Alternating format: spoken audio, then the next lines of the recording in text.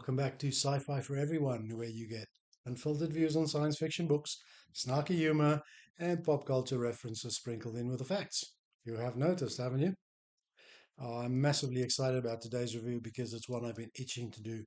When I started this channel, I thought it would be my first review, but then I decided to hold off until I could give it the attention it deserves, rather than just rushing out a video for the sake of publishing something. It's also a review of an entire series because reviewing just a single book out of it would be a travesty. So strap in, grab a spare oxygen canister. This episode might be a bit longer than my usual 4 to 5 minutes. Full disclosure, this is the series that brought me back to reading science fiction after a near 2 decade absence during which I mostly focused on thrillers. I'll be forever grateful to the young shop assistant at Stefan's Books in Perth who suggested the first novel in the series when I asked about something to get me started on my return to sci-fi. Massive shout out to Stefan and his crew.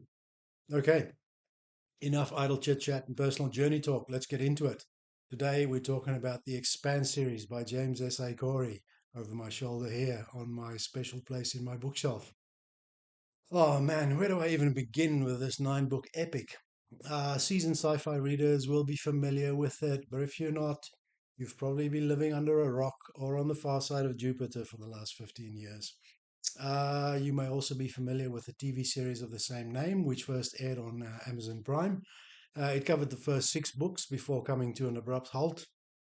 Some unfinished business there, Mr. Bezos. I'll be honest, I haven't watched the TV adaptation. Before I discovered the books, I watched the first episode out of curiosity and I thought, meh, maybe it gets better. There's not enough here to convince me investing the time. Then I read the books and now I'm scared to watch the TV series because I suspect, or perhaps more accurately, know that I'll be disappointed. I'll try and summarize the series in one sentence. Deep breath. The Expanse is a sweeping 9 book space opera about a ragtag crew who survive political intrigue, alien mysteries, interstellar wars, and the rise and fall of empires, all while humanity proves its own worst enemy. Allow me to gush, if I may. It is simply epic military sci-fi meets space western and space opera on a grand scale with characters that you fall in love with because they are so real, so relatable, so achingly human, deeply flawed and mostly heroic. They grow and break and mend, then grow and break and mend some more. The writing is stunning, the pacing is perfect, the mystery is intriguingly deep.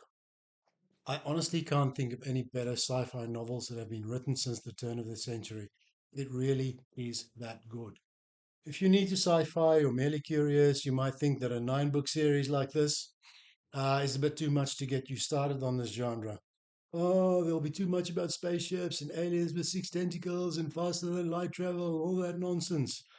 And you'd be wrong, because this is storytelling about humans, about the characters and the things they do to and for each other. It's about greed, power and corruption, cruelty and kindness, heroism, empathy, hurt and sadness, joy and resilience in the face of adversity. In other words, everything that makes us human. It could be adapted to be set in Roman times and the story would still hold up. Plus, the authors respect the science of space travel. Don't take my word for it, go read it. Sci Sci-fi newbies, if you've been curious about the genre and toying with the idea of getting started, then run, don't walk, and go and buy the first book in the series called Leviathan Wakes, because this is your gateway drug. This is probably then a good opportunity to talk about the author, or rather authors in this case. James S.A. is the pen name used by Daniel Abraham and Ty Frank. The first and last name comes from Abraham's and Frank's middle names, respectively, while S.A. are Abraham's daughter's initials. Daniel Abraham is a fantasy author, and Ty Frank has worked as research assistant to George R.R. Martin. You may have heard of him. They collaborated on the books by jointly writing the outline, then dividing the chapters by character. Each chapter is written from the point of view of a particular character. They then swap and edit each other's drafts so that the prose has a unified voice, as they put it. And the end result is that the reader can tell who wrote which chapter, but not which sentence. And where they disagree, they would go back to the question, which version is most like the book we originally intended to write? And it works beautifully. Trust me on this, the whole is greater than the sum of its 2 parts. Chef's kiss. Let's run through the premise. Remember that one sentence summary I dropped earlier? Here's where we expand on that a little bit. I'm guessing here, roughly 200 to 500 years into the future. The novels don't give dates or a particular time frame. Humanity has colonized parts of the solar system. Earth is overpopulated and basically at war with Mars. Other human settlements exist further out into the asteroid belt on enormous space stations around the moons of Jupiter. And then humans discover ancient alien technology, and we are launched into a 9-book epic from which you will never recover. The whole series can be broken down into 3 thematic arcs so that the 9 novels fall quite neatly into 3 trilogies. Each has its own focus, tone, and big question driving the story. So, the first arc, let's call it the solar system at boiling point. The 3 books are Leviathan Wakes, first one, Caliban's War, and Abaddon's Gate. The theme here is First Contact and the end of the Old Order. This arc is essentially a political noir thriller about a fragile, overpopulated solar system teetering on the edge of war, and what happens when alien technology throws a grenade into that situation. The core conflicts here are the Earth Mars belt tensions, the mystery of the proto molecule, and survival against the unknown. The big question this arc poses is what happens when something far older and more powerful than humanity wakes up in our backyard? And the tone of this 3 novel trilogy is gritty space noir, morphing into escalating military science fiction with cosmic awe and terror. All right, and then we get to the second arc. Let's call that The New Frontier and the Gold Rush. The 3 books are Cibola Burn, Nemesis Games, and Babylon's Ashes. The theme here we can probably summarize as colonization, migration, and human greed played out on an interstellar scale. So the ring gates open up 1,000 new worlds, and humanity immediately treats it like a chaotic land rush. Add to that terrorism, refugee crises, and the violent birth of new power blocks. The core conflicts here are settlers versus corporate exploitation, personal stakes for the crew of the Rocinante, and the rise of the Free Navy. Big question. Can humanity's better nature win when the universe just gave us unlimited land to fight over? The tone here is more sort of frontier western with personal drama and really a sweeping space war um, making its appearance. And then we get to the third arc. Let's call it The Long Shadow of the Past. Um, the 3 books are number 7, 8, and 9 in the series, Persepolis Rising, Tiamat's Wrath, and Leviathan Falls. The theme, empire, resistance, and the lingering mystery of the things that killed the proto-molecules creators. We're talking here a few decades later than the first 6 novels.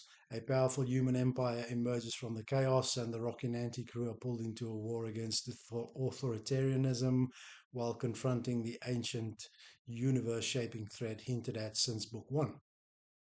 Core conflicts for this one is the Laconian Empire, the hegemony versus the underground resistance, and humanity's place in a hostile cosmos. The big question these 3 books pose are, will our species ever grow beyond the cycles of conquest and rebellion before something bigger ends us? And the tone is like, political epic, tragic resistance moving into a transcendent finale.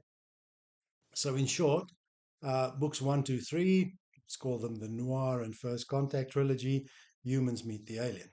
Books 4 to 6, we will call them the Frontier and Civil War trilogy, Humans Fight Over the Aliens' Gifts, no surprise.